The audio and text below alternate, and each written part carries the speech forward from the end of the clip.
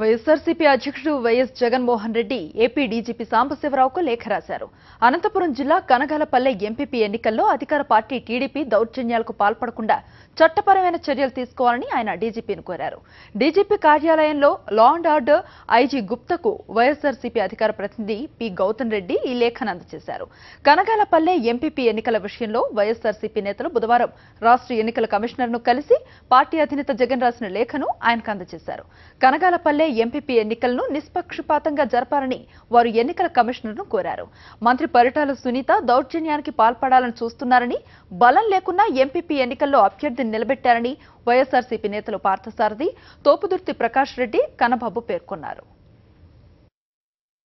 రాప్తాడు నియోజకవర్గంలో ఉండేటువంటి ఒక ఎంపీపీ ఎలక్షన్స్ జరుగుతూ ఉంటే ఇప్పటికే కమోషన్ క్రియేట్ చేసి పూర్తి స్థాయిలో ప్రజలందరినీ కూడా భయభ్రాంతుల్ని చేసేటువంటి పద్ధతి కనపడుతూ ఉంది.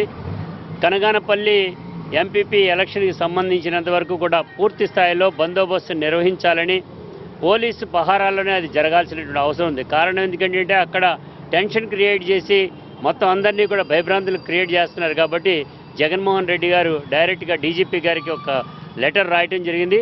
దానిని ఇప్పుడు ఇక్కడికి ఇవ్వటం అనేటువంటి జరిగింది. లా అండ్ ఆర్డర్ ఐజీగా ఉండేటువంటి గుప్తా గారికి దీన్ని అందజేస్తే వారు ఇమ్మీడియట్గా దీనిలో స్పందిస్తామని, ఎటువంటి పరిస్థితుల్లో కూడా లా అండ్ ఆర్డర్ ప్రాబ్లం లేకుండా చూస్తామనేటువంటి కూడా చెప్పుకున్నారు.